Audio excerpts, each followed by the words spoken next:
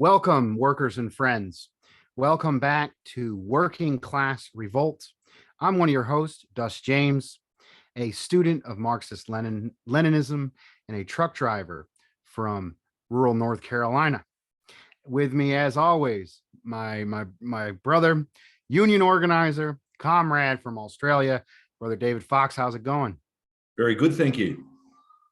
Right on. And we also have our student comrade from Scotland, United Kingdom, Brother William Morrison. How's it out there? Yeah, it's doing okay. Yeah, been feeling quite demoralized in the past couple of days, but I'm glad to be getting into this political work. It's like therapy for me doing stuff like this. So yeah, I'm glad to be back on your channel. Right on, right on. I know everybody getting off of COVID, high inflation. I know we always talk about the economic conditions the communities are facing. So we don't have to depend on the mainstream media. We can get it directly from workers themselves. And we're glad to have you here, Brother William Morrison. And, you know, we are absolutely honored to have one of my personal heroes as a guest, Brother Carlito Rovira. Let me know if I get this introduction wrong, but at a very young age, he joined the political organization, the Young Lords. And he's also been a lifetime activist, including work fighting for the rights and the freedom of political prisoners. How's it going? It's going. Happy to be here. Right on. We're happy to have you. So we ain't gonna waste nobody's time. Let's get right into it. This is a political show. Maybe you can give us a little bit of insight on, the conditions and the circumstances, as well as how you came into political life. Well, most people don't know what a red diaper baby is.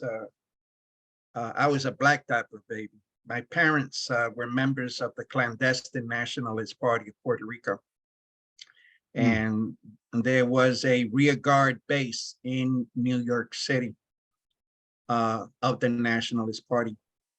And my upbringing was, disguising that, my parents disguising that membership.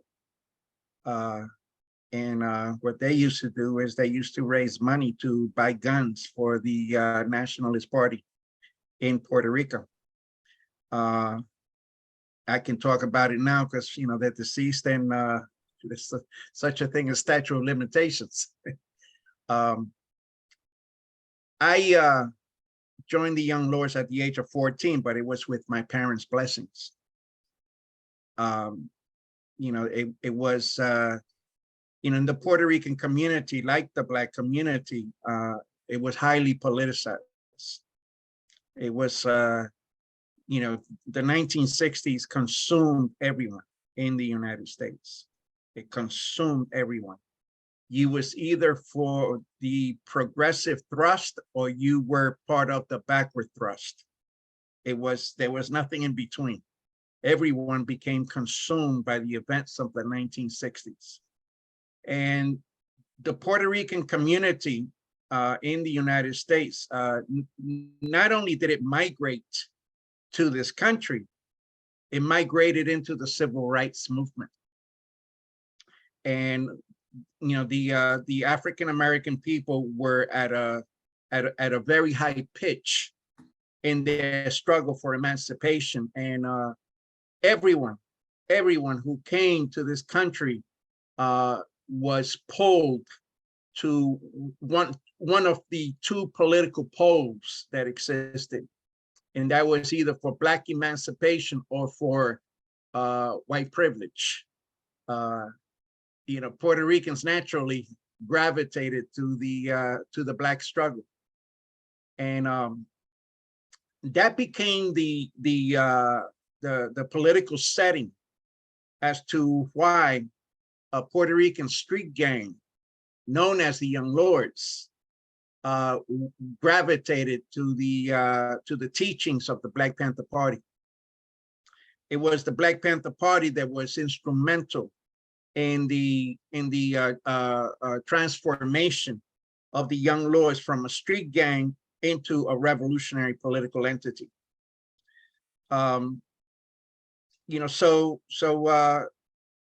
That became my premise. To understand, who I am, you would have to understand who the Young Lords were. The Young Lords and the Black Panther Party broke a lot of the taboos of what is Marxism, because Marxism was no longer something that white intellectuals mastered, or I should say capitalized. There was the birth of this phenomenon known as third world socialism.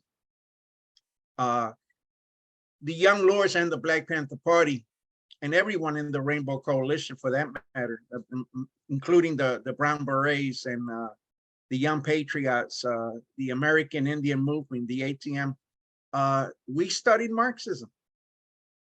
My introduction to the Communist Manifesto, my introduction to Anti-Düring, my introduction to State and Revolution, Imperialism, the highest stage of capitalism, was in the Young Lords.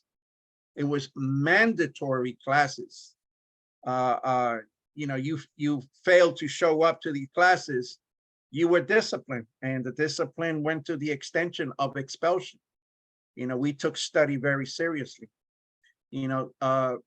So that became the reasoning why COINTELPRO, Operation COINTELPRO, the FBI's Operation COINTELPRO, focused on the destruction of the Black Panther Party, because their biggest fear in the United States historically is when people of color take an anti-capitalist stance, take a revolutionary pro-socialism stance. It horrifies them, for some very good objective reasons. Black slavery became the impetus of American capitalism. It became the economic impetus of American capitalism. Puerto Rico is a traditional colony. It is a capitalist colony. Unlike previous, the colonialism of previous eras, Puerto Rico became a capitalist colony by the biggest capitalist tyrant in the world, and that little island has become the fifth largest consumer of U.S. goods, and that is not surprising. It was there's a reason why the Monroe Doctrine continues to be enforced. There's a reason why in the early 1900s they came up with this thing called the Jones Act. It was the economic relationship between oppressor nation and a colony, but carried out with steroids. So that is the basis in which Puerto Ricans were forced to come to the United States for economic reasons, and it continues to be the logic for behind how white supremacy is practiced on Puerto Ricans and other Latinos. Okay, because today Puerto Ricans and Mexican Americans are not the only Latinos in this country. You have Latin people here from the full spectrum of Latin America. So it's a phenomenon that the right wing is taking close notice of, because on the one hand, they want Latino people along with African Americans to exploit, but then again, something terrifies them, because the studies have proven that by the middle of this century, the majority of the people in the United States will not be white. Okay, and it's something that's freaking them out. You know, it's part of the reason why the far right, you know, went berserk on January 6th. Okay, when they went to the Capitol to get crazy, because there is a severe economic crisis looming, true, but what's also looming is a definite revolutionary struggle in this country. That's a great introduction, brother. Before we get too far ahead into the current moment, maybe we could just highlight a few aspects of your work. Let's start with the period with the young lords. Is there anything in particular, a particular event or story or just detail that, you know, comrades around the world can get insight from and learn from? Well, I was there from beginning to the end.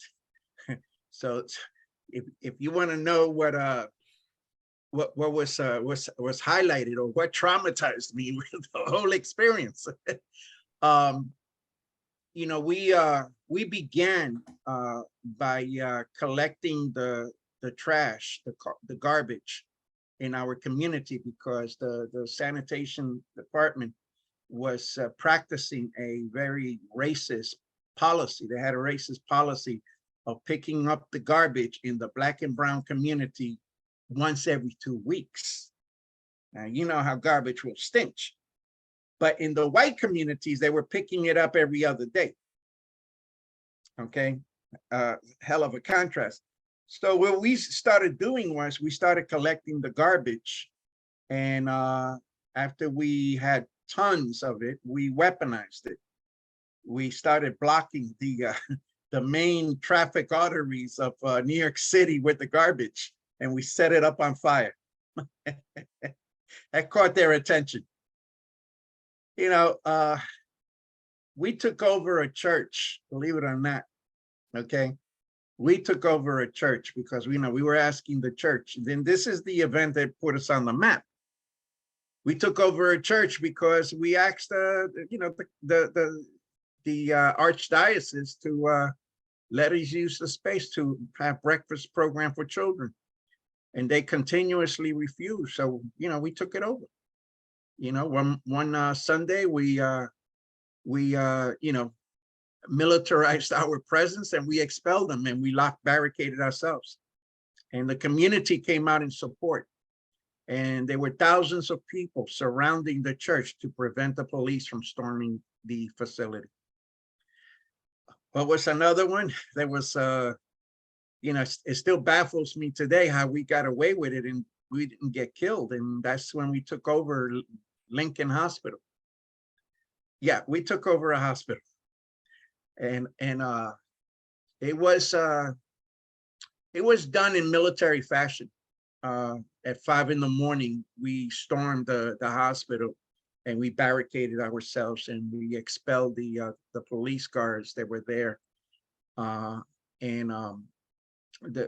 hospital opened up. We opened it up for you know, progressive doctors to treat people, and the workers. The workers came. You know, we didn't stop them from doing it, but we took it over to make a point that that the hospitals have to serve the community. And it was done in a community where drug addiction was rampant. Okay, heroin was killing the community, and I mean, that heroin was placed there by the rulers because you know, we don't have the means to bring the heroin, the crack cocaine, and all of the drugs into the community. We don't have the resources to do that. Who else has the planes, the ships, and the infrastructure to smuggle that into the United States? It's the rulers. Okay. I mean, there were many things. There were many things that we did. We used to hold political education classes on the street. Okay, with masses of people on the street. We would show videos, movies, and we would have broad discussions. You know, especially when the Attica prison uprising took place, and there was a massacre that was called by the governor Rockefeller. Okay, I mean, it was so devastating that they even murdered the guards that were held prisoner by the inmates. It was discovered that they were killed not by the prisoners, not by the inmates. They were killed by the storming state troopers that went in, by police. You know, so you know they were you know, we were part of the negotiations because we had members of the Young Lords that were inside of that rebellion in the Attica State Prison, and you know, we were part of the negotiation committee along with Black Panthers and the famous attorney William Kunstler. We were part of those negotiations, but it was to no avail, because one morning when people were going in to have talks, you know, there were helicopters already over the facility, throwing tear gas bombs onto the prison. They were preparing to storm it and to kill people. Very powerful stories, very inspiring. Maybe we could move on to your later political life. In the period after the Young Lords all the way up till now. I know you've probably had a long journey and inspiring fights then as well. Maybe you can highlight on some of those struggles that folks around the world can also learn from. Well, you know, to go there, you have to discuss why did the Young Lords cease to exist? Why did the Black Panther Party cease to exist? You know, it wasn't that we packed our bags and closed shop. We were destroyed. We were destroyed by a very vile, you know, program known as COINTELPRO, and it was launched by the FBI and different law enforcement agencies in this country. There were people who were killed. There were people who were incarcerated for life. There was a lot of demoralization, but the most significant part of Operation COINTELPRO is the way they turned brother and sister against brother and sister. You know, and in the case of the Black Panther Party, it was the most severe because Panthers were actually shooting Panthers. In the Young Lords, it was less dramatic, but it was just as, you know, violent. You know, people were kidnapped by their own brothers and sisters. You know, after that happened, after that event happened, I stood away from politics for about a year until I was able to make sense of it, of what was happening. And at that point, in the late 1970s, there was the reemergence of the Ku Klux Klan. And for those who don't know who the Ku Klux Klan is, you need to study Black history because, you know, they are a traditional fascist entity in the United States. And they are not gone. They were created at first by former Confederate soldiers and officers. And they are the traditional fascist entity of the United States. I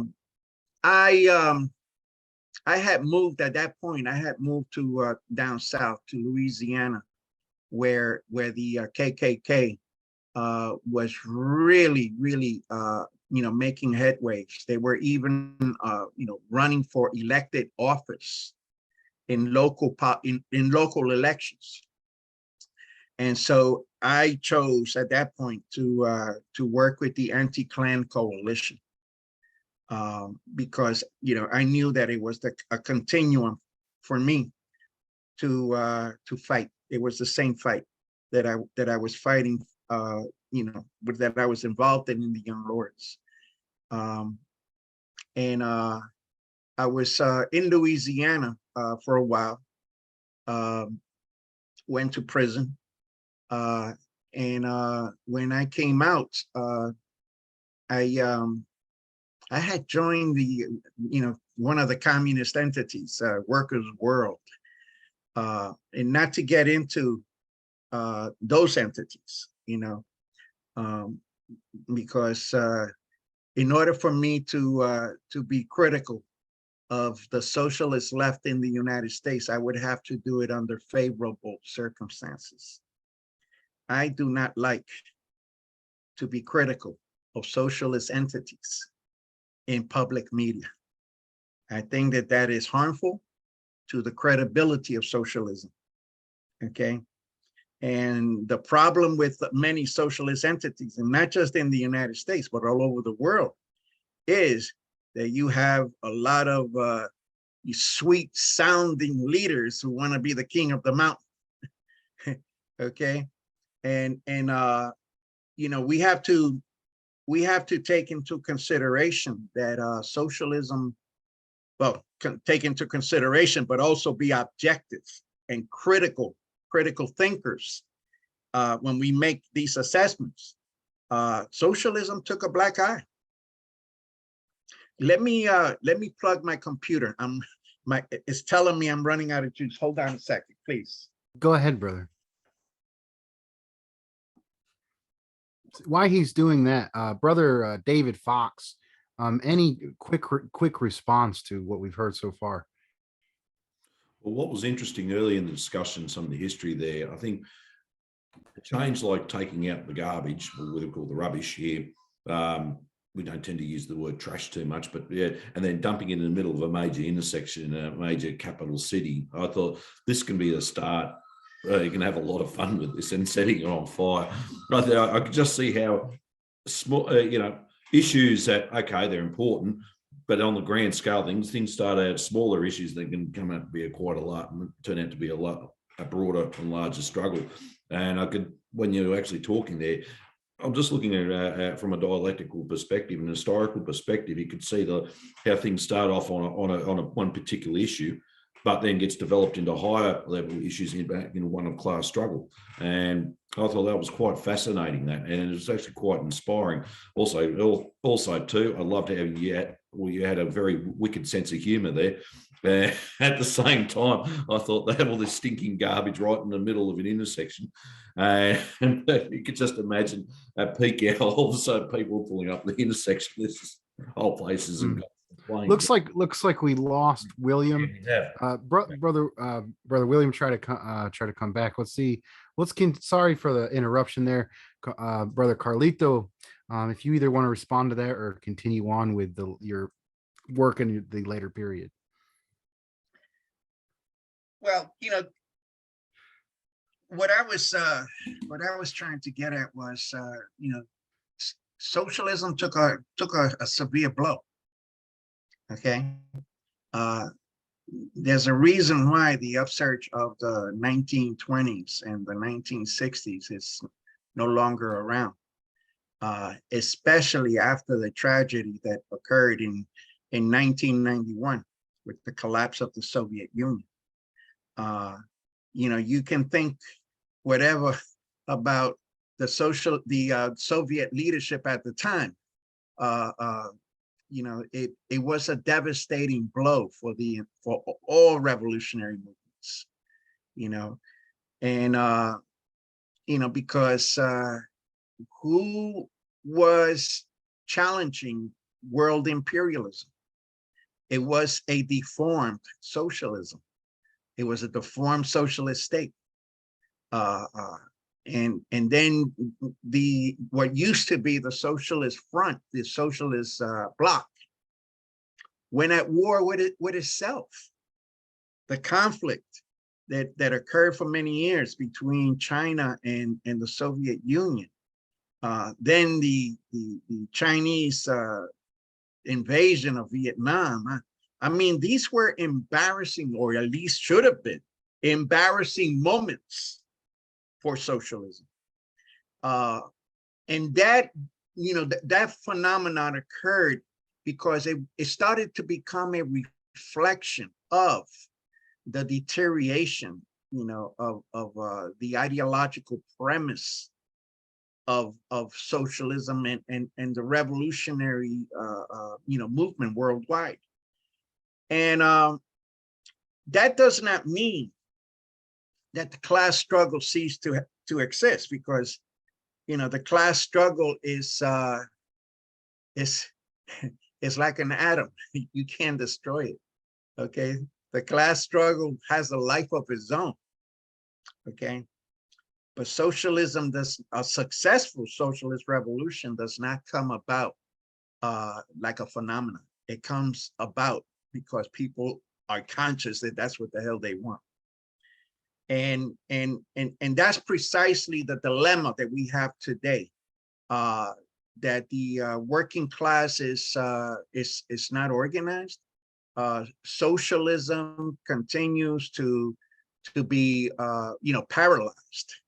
It is paralyzed politically, it is paralyzed ideologically, and it's paralyzed organizationally. And it's not just in the US. You go around in some countries, and it varies. Some people are more developed than the left in the United States, but nevertheless, the role that US socialism will play in that process will be decisive, because this is the bastion of world imperialism. It's not Italy, okay? It's not some third world country in Africa, or in Asia, or in Latin America. It's in the United States. The United States holds the trump card for the entire imperialist network to fall. And Che Guevara made a very, very interesting observation when he came here to New York.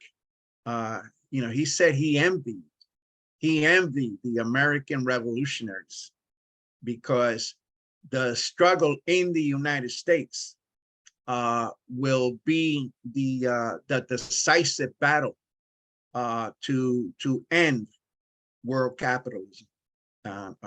So it is an added responsibility that revolutionaries in the United States have. Unfortunately, the same social divisions that the working class has been, victim of to keep it divided, are the same social divisions that exist within the movement, within the progressive movement. There continues to be, a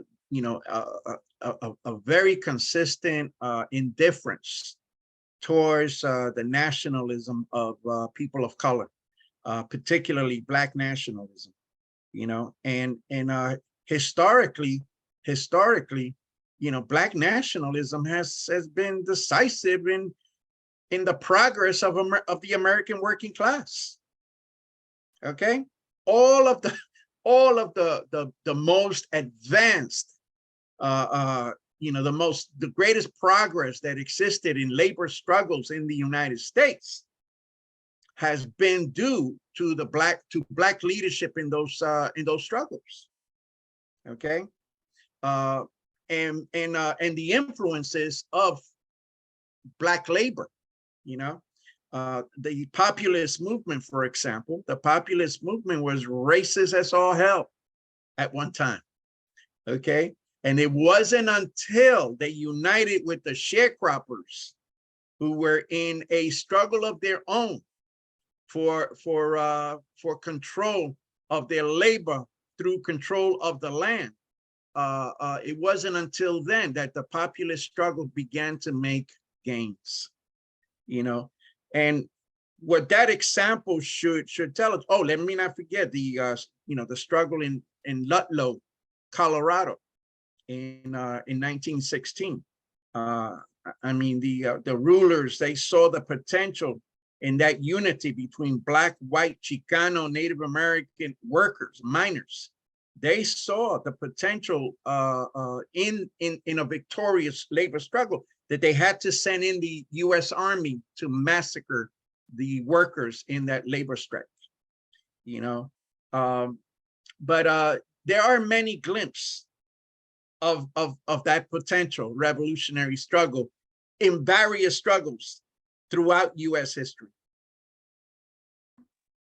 Very powerful, very concise. Yeah, I mean, you said a lot there. Maybe we can just kind of get into the broader discussion and kind of expand on it. And one of the things that I took from what you had to say that I really liked was that in the socialist movement in the United States, the broader, poisons that capitalism, pushes and reinforces, the racism, the classism, the sexism, homophobia, etc., is present within the left movement. And I've witnessed it. If I can get a little bit of my background, my family, we were economic refugees from Northern Appalachia.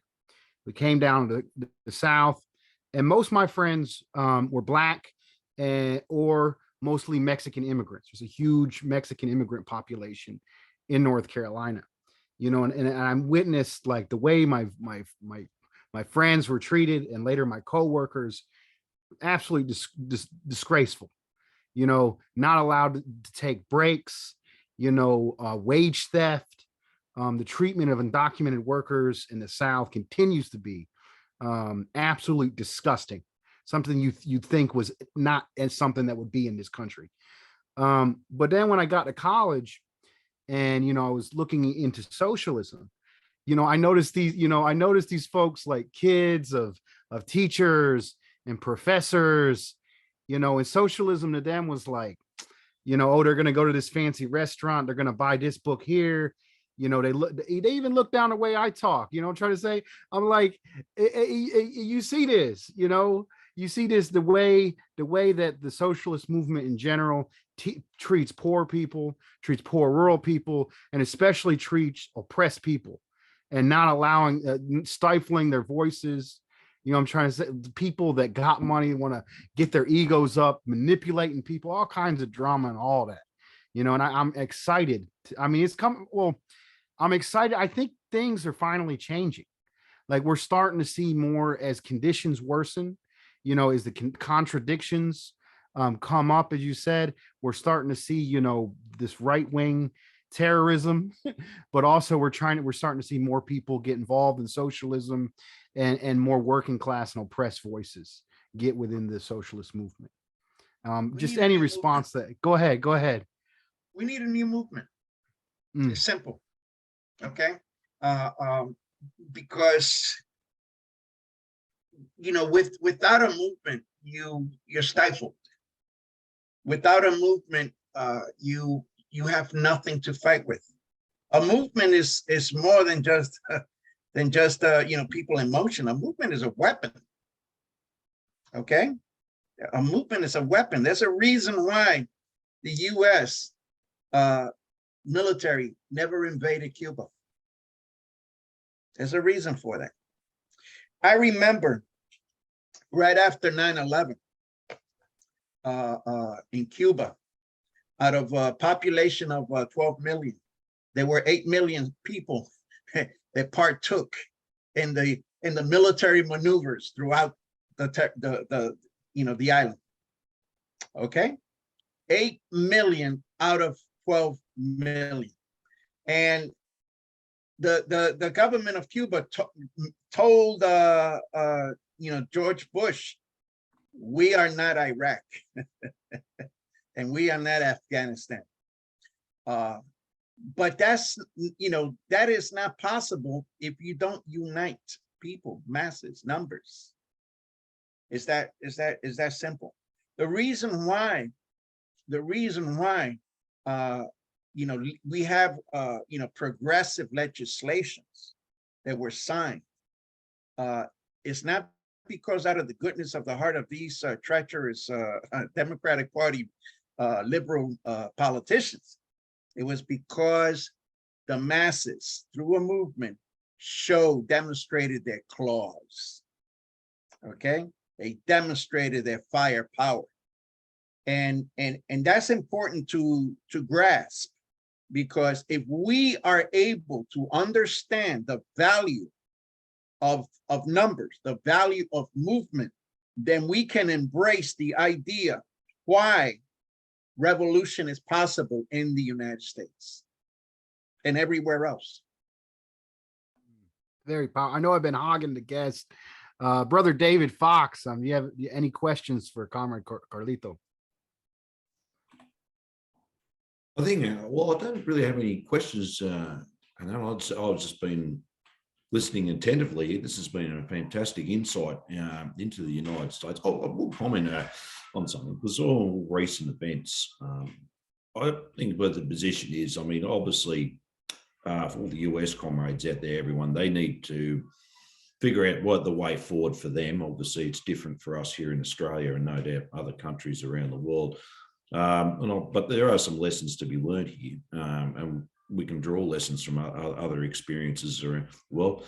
And that's what I think. Actually, one thing is, I think in the US, the struggle with socialism in the US will have its own unique character, its own unique form. What's your thoughts on that?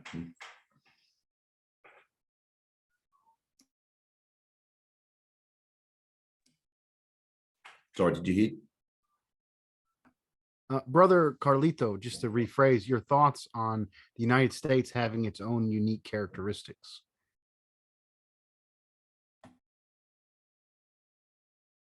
Well, you look at history. History provides you with the fingerprint of what the unique circumstances are, historical circumstances. This was, capitalism in the United States did not develop the same way that it developed in Australia, or it developed in England or in France. In the United States, there was never any feudalism. Okay, it didn't go through the processes that Marx talked about. Okay. It went from for the most part, it went from a primitive communal or tribal state into a very developed capitalist state, and that's the way the United States developed, and it had imperialistic intentions from the very start. I mean, the Monroe Doctrine was written in the early 1800s, and what it was doing was it was carving out Latin America as property of the infant United States. So, and also, it was the one region where African chattel slavery was most,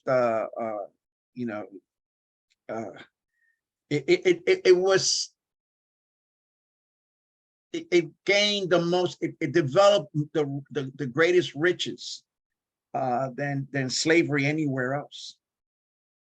Okay. The greatest wealth was in slavery in America, and that provided the economic impetus for capitalism everywhere in the world, not just the United States. So that alone should tell you how unique this phenomenon is here in the U.S. Where the events that occurred here had tremendous impact on world capitalism. And it was because of the oppression of Black people here. Unlike, let's say, Australia, where the indigenous population was decimated. It was decimated. It was not exploited the way African Americans were. Okay, it was decimated, and it was not exploited to create wealth. Okay, It was over control of territory, of land. In the United States, it was combined. The quest for land conquest was combined with economic dominance. And what's interesting is if you look at American history, right after the slaves were freed, they became prosperous in various parts of the United States. And in one in particular, in Oklahoma, they were destroyed because they were doing better than the white population economically. Okay, and they were burned. They were, you know, they were black towns. They were developing, and all of a sudden, you know, they were overran. You know, those people were forced to uproot. You know, so there you have it. You know, I mean, everybody is different. In England, where's the English fella? He left, huh? No, I think he may have had trouble with his Okay. connection. We're getting near the end of our time. Maybe I'd like to just add a few historical notes I think are interesting. You mentioned the Tulsa, Oklahoma massacre. I don't call it riot; it was a massacre. I'm from the state of North Carolina. In Durham, there was actually a banking sector they called Black Wall Street, which was Right. bombed by the white supremacist state. And I think probably a more hopeful situation in North Carolina was what you mentioned earlier, was when the Populists united with the former slaves in Wilmington, North Carolina. The sharecroppers, you know, not because they instantly like, oh, we're going to be good non-racist now. They're literally being like starved to death and worked to death, and like they had no other option but to side with the black workers. So, you know, they actually did join with the black workers, and they took power, and there was a coup d'etat committed against them. And then, you know, they made sure that it didn't happen again with the amount of propaganda of pushing poor white people into racism to control them and get them to act against black people, against their own interests. Like, I mean, it's sad history, but there are those glimpses, that positive history I was talking about, when the sharecroppers and the former slaves came together. And I think there was another moment of that, you know, with the original Rainbow Coalition, you know, the Black Panthers, the Young Lords, the Young Patriots, you know, economic refugees from the South living in Chicago, also facing regional discrimination, class oppression, police brutality. I think, you know, coming together, there's an old Union saying that that I was taught by the folks that introduced socialism to me. You know, the legacy of the people who, people don't want to hear about this, but I mean, I'm just going to get into, I say this over and over again. You know, we're always told communism's evil. In the state of North Carolina, communists were the people that integrated the first unions in the state. You don't hear about that. The tobacco strike was led by communists in the state. And that was part of the foundation. There was a Black Panthers out in Winston-Salem that came out of that strike that was organized by communists. And, you know, there's all this hidden history. Maybe we just do a round of conclusions. I think going forward with this, from what I hear from you, I think we need to find this hidden history. And I think if you go into the academic bourgeois universities, maybe you'll see like a few lines or a few notes about this important struggle. And I think we need to build more institutions like this, where we can actually get into this repressed revolutionary history of resistance, so we can build and unite and build power, you know, to fight for ourselves and eventually, you know, take power and build socialism.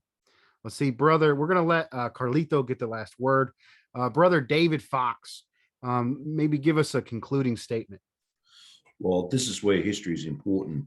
And well, obviously, instead of having history being told by the victors, we need to actually talk by the people on the other side. And obviously, what you just said there, Dust. I mean, most of the world would not know about those tobacco strikes, and that was organised by communists.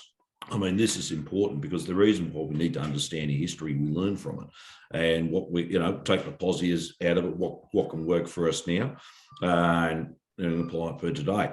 And it's vitally important to have that, because sometimes we're starting out, and if we're not aware of the historical material conditions around us, and what's happened previously, we're bound to actually repeat, probably in a much more modern method, the same mistakes over and over, and we'll learn from that. And actually, even with Carlito, when you explained some of the history there, it was quite fascinating, and there's some good lessons to be learned from there as well.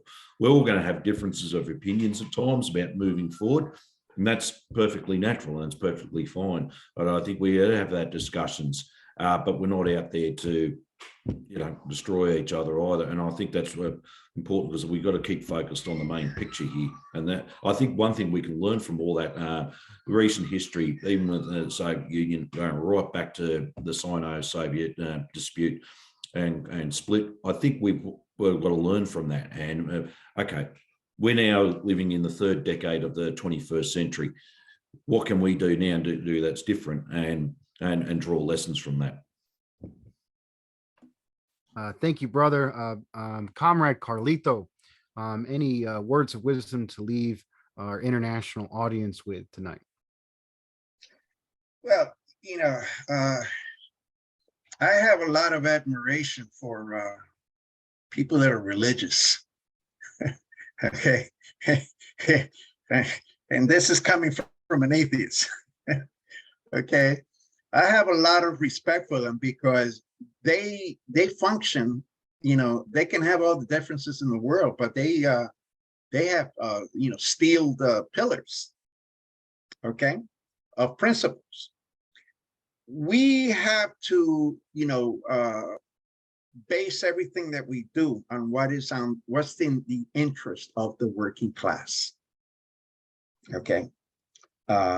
And I don't mean it from the standpoint of a good Samaritan or someone in the Democratic Party that will tell you, yeah, we're for American workers. No, we're talking about being in the, for the interest of the working class at the expense of the class that's keeping them down. Okay. Because there's a lot of different misinterpretations of what socialism is. And those conceptions, they seem to funnel, sneak their way into the revolutionary currents. And by that, I mean that if the working class exists, the other class cannot exist. It's that simple. Okay? It's an antagonistic struggle. Okay, and it's a life and death struggle where there cannot be coexistence. There's most of these socialist organizations, okay, need to cleanse themselves from that. There's the democratic socialists, whatever the hell, that is for, working people getting their fair share. Now, what the fuck is fair share in the class struggle? Beats the hell out of me, okay? Because there is no fair share. They stole everything that they have, okay? And when we talk about liberation, it has to be at the expense of the demise of our foe, and you cannot talk about coming about to fundamental social and economic change in the world if you don't talk about how is it that we're going to build a movement that's fundamentally opposed to what exists now, and based on that principle, we have to be able to establish the common ground for various sectors of socialism.